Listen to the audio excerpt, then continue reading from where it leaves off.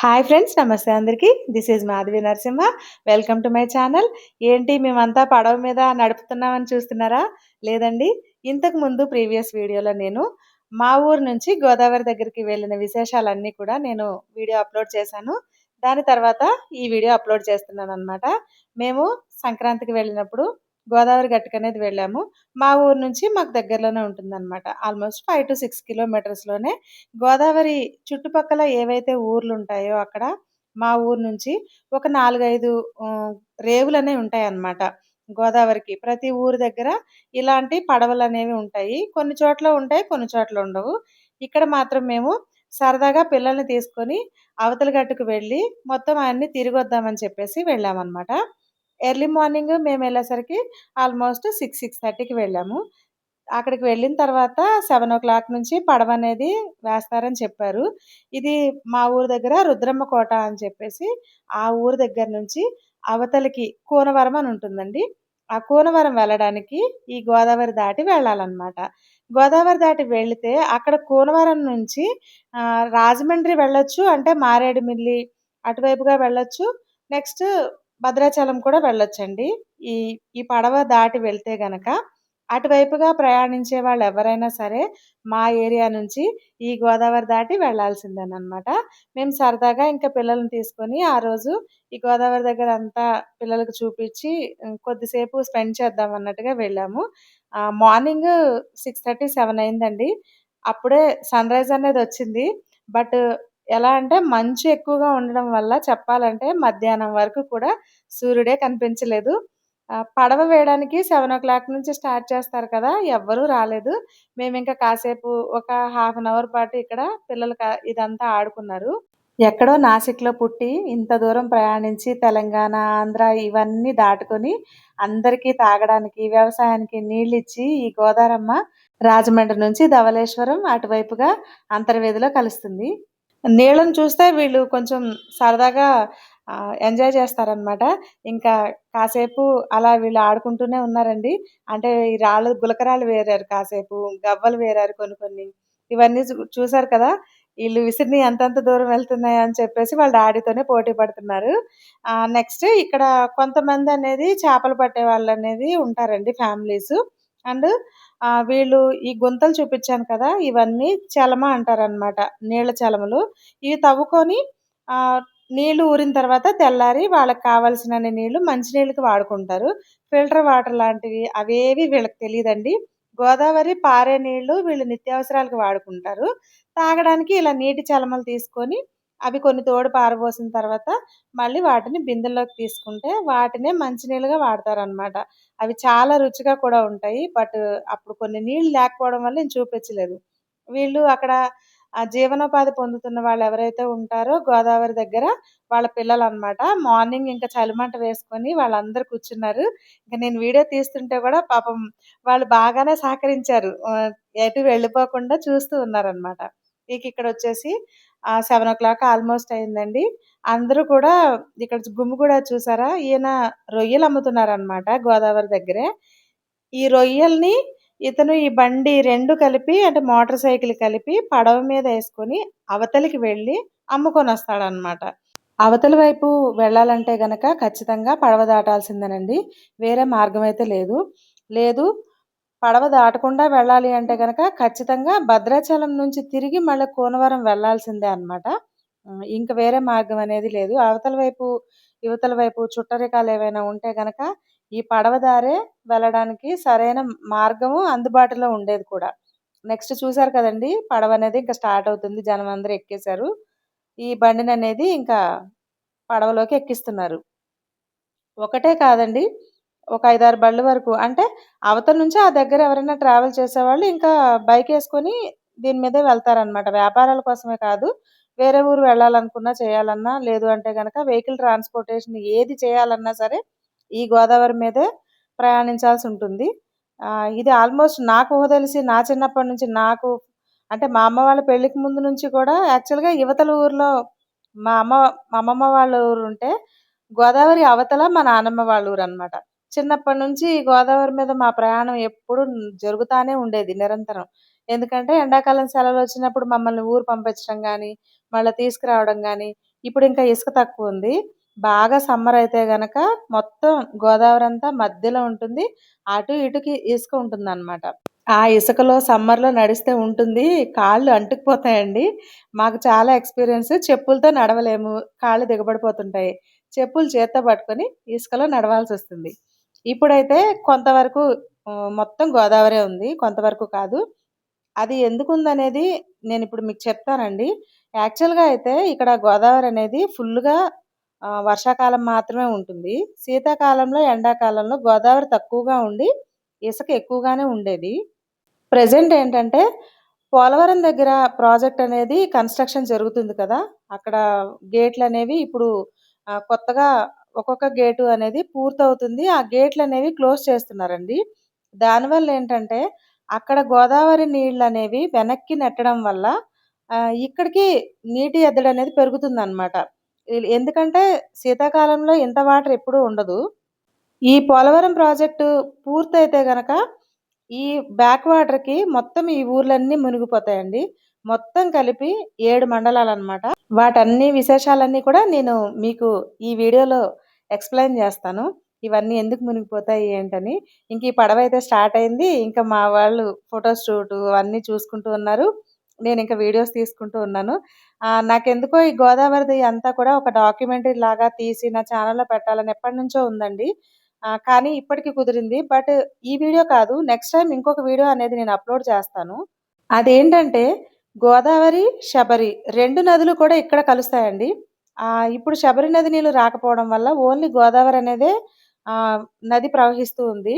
నార్మల్‌గా అయితే శబరి, సీలేరు నదులు కూడా 2 వచ్చి ఇక్కడ శబరి నది కలుస్తుంది.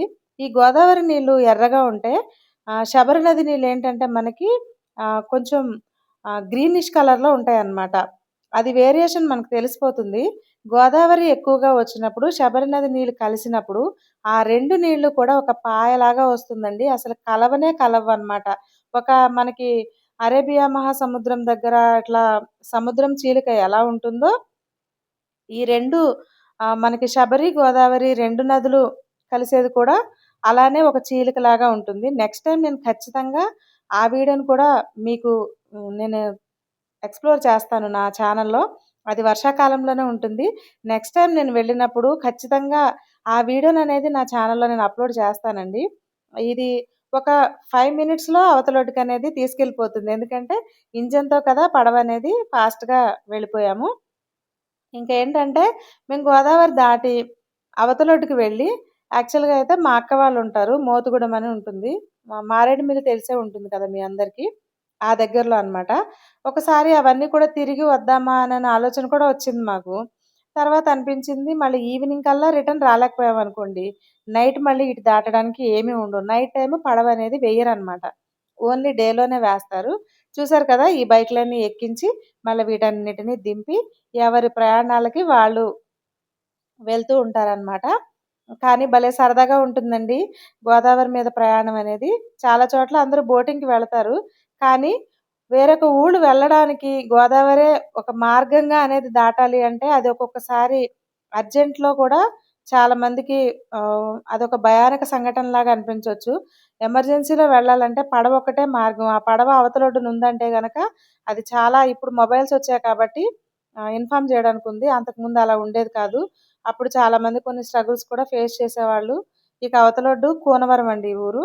ఈ ఊరు కూడా పోలవరం ముంపు మండలంలోనే ఉందన్నమాట. అంటే ఈ ఊరు కూడా పోలవరం ప్రాజెక్ట్ కట్టిన తర్వాత ఖాళీ చేసి వెళ్ళిపోవాల్సిన ఊరే. ఇక్కడ ఒక చిన్న గుడి ఉంది. సాయిబాబా గుడి. ఒక చిన్న హోటల్ కూడా ఉందండి. టిఫిన్ అయితే చాలా బావుంది. అక్కడ మేము టిఫిన్ చేసేసి ఇంకా మళ్ళీ మారేడుమిల్లి వెళ్ళకుండా ఇదే బోట్‌లో మళ్ళీ అంటే లాంచీలో మళ్ళీ మేము మా ఊరు వెళ్ళడానికి అవతలొడ్డుకనేది బయలుదేరిపోయాము. చిన్నప్పటి నుంచి పుట్టి పెరిగిన ఊళ్ళన్నీ ఒక్కసారిగా వదిలిపెట్టి వెళ్ళాలంటే ఎవ్వరికైనా బాధగానే ఉంటుంది. కానీ ఈ పోలవరం ప్రాజెక్టు ఎప్పుడైతే స్టార్ట్ అయిందో అప్పటి నుంచి ఏ ఊర్లైతే మునిగిపోతాయో వాటన్నిటిని కూడా ఆహ్, మనకి ఇంతకుముందు తెలంగాణలో ఉన్న ఊర్లన్నీ కూడా ఆంధ్రాలోకనేది కలిపారు. మీకు చాలా మందికి తెలుసు. ఇంతమంది ఊర్లు ఖాళీ చేసి నిర్వాసితుల్లాగా వెళ్ళిపోయి వేరే చోట మళ్ళీ సెటిల్ అవ్వాలంటే చాలా టైం పడుతుంది. అలాంటి వాటిలో మా ఊరు కూడా ఉంది. ఇప్పుడు నేనిక్కడ మీకు ఒక ఆవిడని చూపిస్తాను. ఆవిడ బట్టలు ఉతుక్కొని ఒడ్డెక్కి ఎళ్తున్నారనమాట. షార్ట్ వీడియోలో నేను తీశానండి. లాంగ్ వీడియోలో పెద్దగా నేను చూపించలేకపోయాను. అంత పెద్ద వయసు వాళ్ళు కూడా ఈ గోదావరి ఒడ్డుకు వచ్చి బట్టలవి ఉతుక్కొని వాళ్ళు నీళ్ళు కావాల్సినా కూడా కొంతమంది గోదావరి నీళ్ళు తాగే అలవాటుంటుంది. ఆ నీళ్ళనే ఒక బిందె నీళ్ళు పట్టుకొని బిందె మీద బిందె కూడా పెట్టుకొని నడిచేవాళ్ళు ఇంకా ఉన్నారండి. అవన్నీ కూడా నేను నెక్స్ట్ ఇంకా వేరే ఊర్లున్నాయి. అక్కడికెళ్ళినప్పుడు మీకు ఖచ్చితంగా నేను చూపిస్తాను. మళ్ళీ రిటర్న్ అయితే బయలుదేరాము. ఇదంతా కూడా మాకు ఎక్స్‌ప్లెయిన్ చేస్తున్నారు మా హస్బెండ్. అంటే వీళ్ళు వంట చేసుకోవడానికి పొయ్యిలు అవన్నీ ఇందులోనే ఉన్నాయన్నమాట. ఇంకా పొయ్యి అంటించి ఏవైనా వండుకోవాలనుకుంటే వాళ్ళు అందులోనే అంటే డీజిల్‌తో వెళ్తుంది కదా ఇది. ఇక్కడ ఒక చిన్న సంఘటన జరిగిందనమాట. యాక్చువల్‌గా ఈ వాటర్‌లో అనేది ఇలా డీజిల్ కనిపిస్తూ ఉంది. మా హస్బెండ్‌కి ఒక్కసారిగా కొంచెం కంగారొచ్చింది. నేను ఏమైంది, ఏమైంది అని అడుగుతున్నాను. బట్ ఆయన నాకు చెప్పలేదు. తర్వాత ఆయన చెప్పిందేంటంటే, డీజిల్ అనేది లీక్ అవుతుంది గోదావరిలో. మేబీ డీజిల్ అయిపోతే ఇదేమైనా మధ్యలో ఆగిపోతుందేమో, లేకపోతే ఏదైనా జరుగుతుందేమో అని చెప్పేసి ఆయన కొంచెం కంగారు పడి పడవ వాళ్ళని అలర్ట్ చేశారనమాట. ఆ లాంచీ వాళ్ళని. డీజిల్ ఇలా వాటర్‌లో ఎళ్తుంది. ఒకసారి చూడండి అది ఇది అని చెప్పేసి. బట్ అతనేం చెప్పాడంటే, ఆల్రెడీ కొంచెం డీజిల్ పోసేటప్పుడే పడవలో పడిందండి. రెగ్యులర్‌గా వాటర్ వస్తూ ఉంటుంది కదా! పడవలోకి చిన్న రంధ్రం అనేది ఉంటదనమాట. చిన్న చిల్లు. ఆ చిల్లులో నుంచి ఆల్రెడీ వాటర్ వస్తుంది కదా! వాటిని నేను తోడి బయట పారబోస్తున్నాను. దానివల్ల మీకు డీజిల్ కనిపించింది అని చెప్పాడు. బట్ మాకైతే కొంచెం హ్యాపీగా అనిపించింది. అంటే ఏ ఇబ్బంది జరగలేదు కదా! బట్ మా హస్బెండ్ అయితే వాళ్ళని కొంచెం అలర్ట్ చేశారనమాట. ఇట్లా జరుగుతుందని. అతను కొంచెం హ్యాపీగా ఫీల్ అయ్యాడు. అంటే మేము వెనక వైపు కూర్చున్నాం కదా! యాక్చువల్‌గా మొత్తం వీడియోస్ తీయాలనే నేను వెనక వైపు కూర్చున్నాననమాట. వచ్చేటప్పుడు పైన కూర్చుంటే మాకు అంతగా నాకు వెనక నుంచి కనిపించలేదని మళ్ళా వెనక్కొచ్చి కూర్చున్నాము. మా ప్రయాణంతో పాటు మా ప్రయాణాన్ని మీకు కూడా చూపించాలంటే దానికి తగ్గట్టుగా మేము గూడా ప్రయాణం చేయాలి గదా! ఇక ఒడ్డు మీదకైతే వచ్చేసాము. అంటే ఒక 5 మినిట్స్ కూడా పట్టదండి. మినిమమ్ 2 మినిట్స్, 2-3 మినిట్స్ అంతే. మళ్ళీ అవతల వాళ్ళందరిని యువతలకి చేర్చడానికి అయిపోయింది కదా! మళ్ళీ వీళ్ళు ఇక్కడ వెయిట్ చేస్తున్నారు చూడండి. వీళ్ళందరూ మళ్ళీ పడవలో సరిపడా జనం వచ్చే వరకి కూడా పడవ ఇక్కడే ఉంటుంది. ఈలోగా మళ్ళీ అవతల వాళ్ళు. ఇంక ఇది రోజు నిరంతరం జరిగే ప్రక్రియ అన్నమాట. రెగ్యులర్‌గా. ఫెస్టివల్స్‌లో అయితే ఇంకా ఎక్కువ జనం వెళ్తూ, వస్తూ ఉంటారు.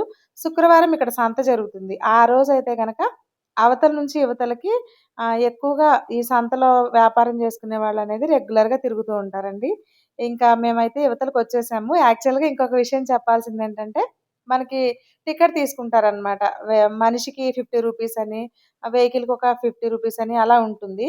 యాక్చువల్‌గా ఎళ్ళేటప్పుడు మా దగ్గర తీసుకున్నారు. వచ్చేటప్పుడైతే లాంచీ ఆయన ఏమన్నారంటే, సరదాగా పిల్లలతో వచ్చారు గదా! పండక్కి డబ్బులేం వద్దులెండి అని చెప్పి మా దగ్గర డబ్బులు తీసుకోలేదు. భలే హ్యాపీ అనిపించింది. ఇక్కడ వీళ్ళు మార్నింగ్ గవ్వలు అవన్నీ మా లక్కీ ఇక్కడ దాచుకుందంట. ఇంక వాటన్నిటిని తీసుకుంది. ఇక్కడ నుంచయితే మేము బయలుదేరిపోయామండి. వీళ్ళందరినీ మళ్ళీ అవతల ఒడ్డుకనేది పడవలో తీసుకెళ్తారు. ఇంక ఈ ఒడ్డు మీద చిన్న ఆంజనేయ స్వామి గుడుంది. ఆంజనేయ స్వామి గుడి దగ్గర కాసేపు కూర్చొని, అక్కడి నుంచి మళ్ళీ మేమైతే ఇంటికి బయలుదేరాము. చూసారు కదా! ఈ చిన్న వీడియో నచ్చినట్టయితే చిన్న వీడియోయే కాదండి పెద్ద వీడియోనే. చిన్న లైక్ చేయండి. అండ్ గోదావరి పరివాహక ప్రాంతాల్లో ఉండే హ్యాపీనెస్ ఎంతుంటుందో అంతకంటే ఎక్కువ విచారకరమైనవి కూడా ఉంటాయి. వీళ్ళందరూ చూసారు కదా! మొత్తం గాలిపటాలు అనేది సంక్రాంతికి తయారు చేసుకుంటున్నారు. విషాదకరమైన సంఘటనలేంటంటే అప్పుడప్పుడు ఫ్లడ్స్ వస్తూ ఉంటాయి. ఈ ఊర్లన్నీ ఖాళీ చేయాలి. అండ్ అప్పుడు వర్షాలకి గోదావరి పెరిగేదానికి ఒక 2, 3 నెలలు ఇబ్బంది పడినా, మిగతా రోజులన్నీ కూడా ఆ వచ్చిన ఒండ్రుతో ఈ పంటలన్నీ బాగా పండుతాయన్నమాట. కానీ ఒక అభివృద్ధి జరగాలంటే దాని వెనకాల చాలామంది కొంతమంది నష్టపోతారు. కొంతమంది బాగుపడతారు. కానీ ఎంతోమందికి నీళ్ళిచ్చే పోలవరం ప్రాజెక్టు దాంట్లో మేము కూడా భాగస్వాములవుతున్నందుకు మాకైతే చాలా హ్యాపీగా ఉంది. అండ్ గవర్నమెంట్ వాళ్ళు కూడా అన్ని ఫెసిలిటీస్ ఇచ్చి ఫ్యూచర్‌లో అందరికీ మంచి జరిగేలా చూస్తే ఇంకా హ్యాపీగా ఉంటారండి. అందరికీ ఈ వీడియో చూసినందుకు చాలా చాలా థాంక్స్. ఇలాంటి వీడియోల కోసం నా ఛానెల్‌ని లైక్ చేసి సబ్స్క్రైబ్ చేసుకుంటారని ఆశిస్తూ థాంక్ యూ ఫర్ వాచింగ్.